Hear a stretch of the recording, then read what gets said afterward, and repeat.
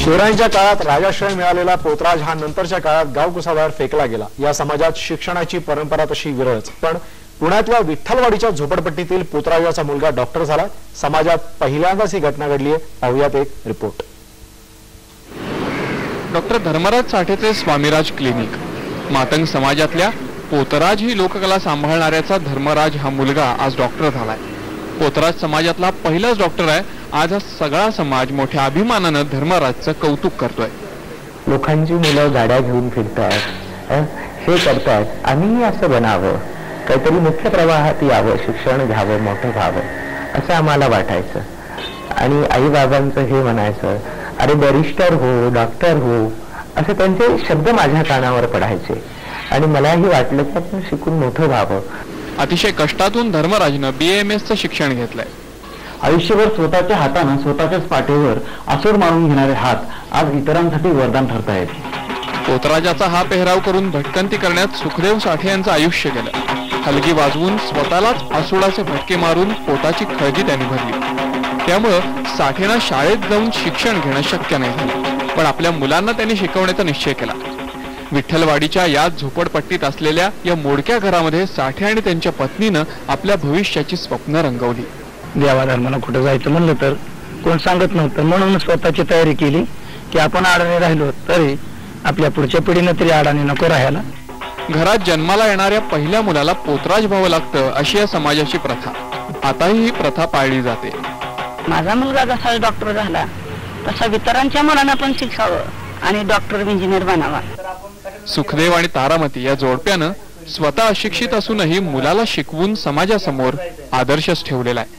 Video journalist Mobin सह Nitin Chaudhari, IBN Lokmat, Pune. Doctor Dharmaraj साठे पोतराज समाजातील पहिले डॉक्टर हे आपल्या सोबत आहेत पुण्याच्या स्टुडिओमधून। डॉक्टर साठे, आपलं स्वागत IBN लोकमतच्या या कार्यक्रमामध्ये। मला सांगा की तुम्ही डॉक्टर झाल्यानंतर तुम्ही 2001 साली डॉक्टर झालात, कशी प्रॅक्टिस चालते तुमची आणि कशा प्रकारे तुम्हाला अप्रिशिएट केलं जातं समाजामध्ये?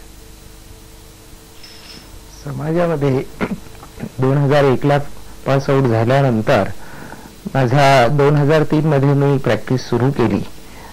भांडवलाचं प्रमाण तसं कमीच असतं। एक वेळा डॉक्टर जरी झालं तरी पुण्यासारख्या शहरामध्ये उभा राहायचं म्हणलं तरी पहिली 1-2 वर्ष असे तितकासा रिस्पॉन्स नसतो। त्याच्यातून वाटचाल करणं हा संघर्षच असतो। परंतु आता कुठेतरी थोडीफार प्रॅक्टिस, तशी म्हणावी अशी प्रॅक्टिस आणखीही चालत नाहीये, परंतु समाजातला डॉक्टर म्हणून समाजाकडून मान पान हे सर्वच मिळतं। लोकमत मंथन 22 जूनच्या मंथनमध्ये माझ्या जीवनावरती, वाटचालीवरती एक कृतार्थमध्ये लेख आला।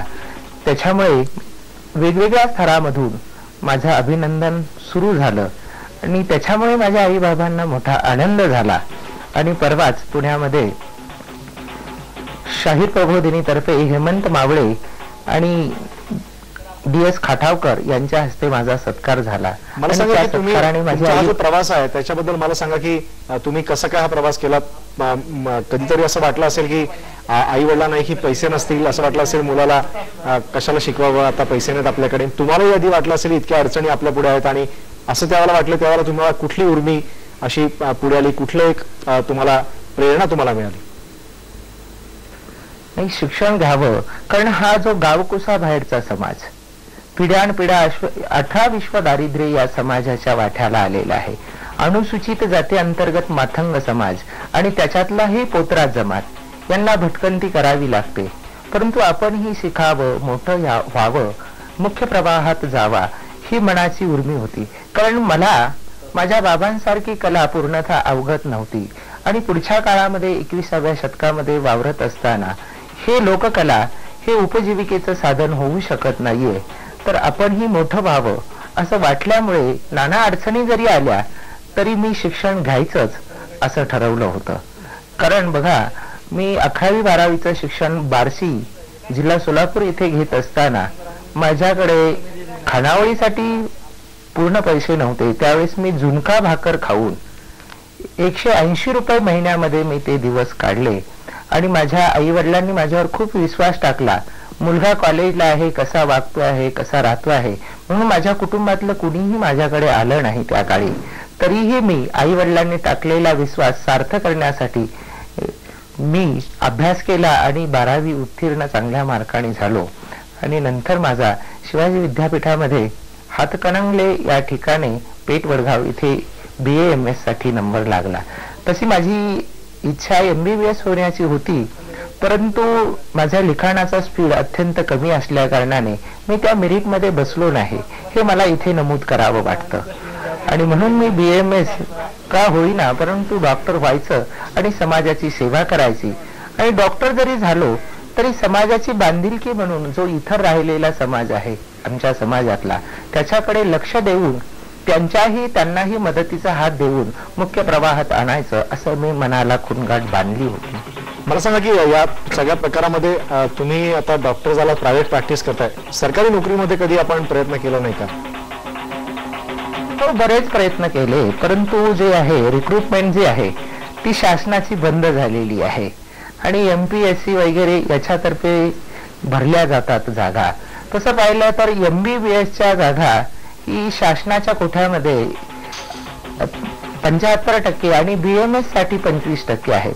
परंतु माझ्या हिशोबाने आतापर्यंत MBBSचीच मुलं त्या जागेवरती भरली जातात, BMSची मुले भरली जात नाहीयेत, ती भरावी.